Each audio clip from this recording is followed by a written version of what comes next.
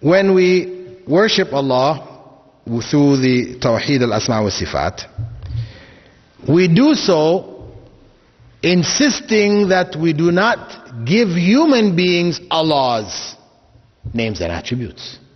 As we don't give Allah human attributes, or the attributes of His creation, we also should not give the creation the attributes of Allah, which is what has happened in certain groups. You can find it in the Old Testament, New Testament, where they speak of Melchizedek. Melchizedek is described as being without father or mother or genealogy. He has neither beginning of days nor end of life. This is one without beginning or end. This is Allah. So we cannot give these descriptions to human beings. And this is the area within which, or through which, Shiites deviated from mainstream Islam. I know some people think it's because they believe in mut'ah, temporary marriage, or other things that they have in their system that they have made permissible, which the main body of Muslims do not allow. But this is not really the area of difference. The area of difference with Shiism is this area that they have given to their imams. It's all about the imams. That's why for them, belief in the imams is one of the pillars of faith for them. As we have Arkanul Iman, we have the 6 pillars of faith. For them, belief in the imams is one of their pillars of faith. What does belief in the imam mean?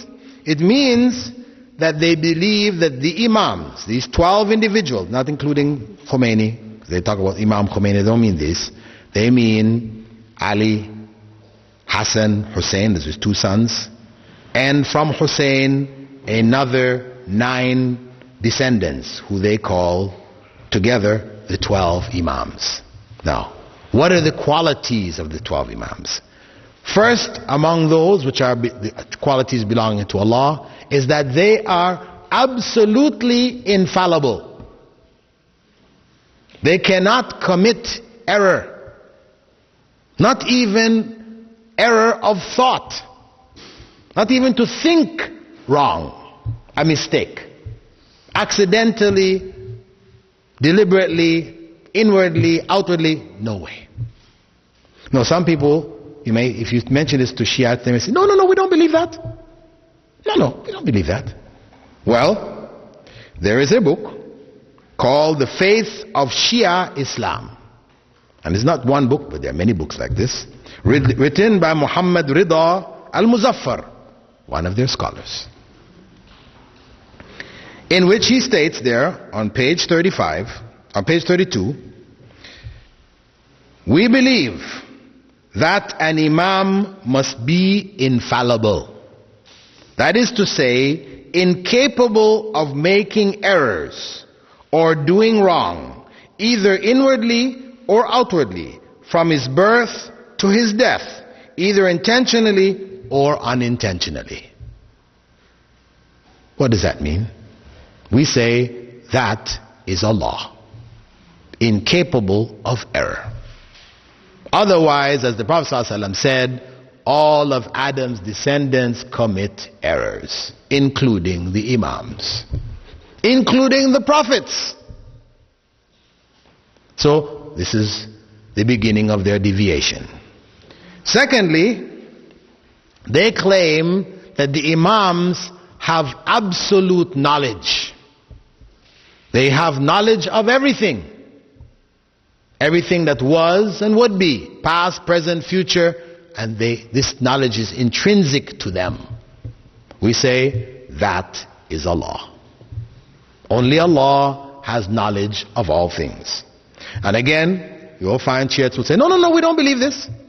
But when we go to the faith of Shia Islam, as well as the book called Islam, put together in Tehran by a group of Muslim brothers, edited by Saeed Akhtar Rizvi, we find there Muzaffar saying in the same book, same pages,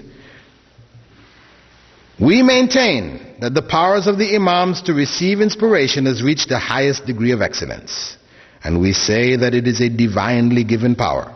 Well, however you say they got it, think about what it says. By this means, the Imam is able to understand information about anything, anywhere, and at any time. What does that mean? Knowledge about anything, anywhere, at any time. And of course, you will find in their main book of hadith, equivalent to our Bukhari, Al-Kafi, chapters which headed, the Imams know when they're going to die, where they're going to die, all this kind of information. The third major point is what they refer to as al-wilaya at-takwiniya or al-khilafa at-takwiniya. We call it the creational caliphate. What this refers to? What does this refer to? As Imam Khomeini said in his book called Al-Hukuma Al-Islamiyya on page 52, certainly the Imam has a dignified station, a lofty rank, a creational caliphate, and sovereignty and mastery over all atoms of creation. Sovereignty and mastery over all atoms of creation. This is the statement. This is in their books. And this is it's not obscure books by obscure, because of course you can pick up, if you talk about mainstream Islam, you can find some obscure books with all kinds of nonsense in there, right? And they say, well, we don't really believe this. This is some obscure individual. We're talking about Imam Khomeini, the leader recognized by the main body of Shiites of the world, the Ithna Ashriyas of Iran and Iraq, as being their modern leader, source of knowledge, Ayatullah, right? So that's their belief, and this is where they have deviated.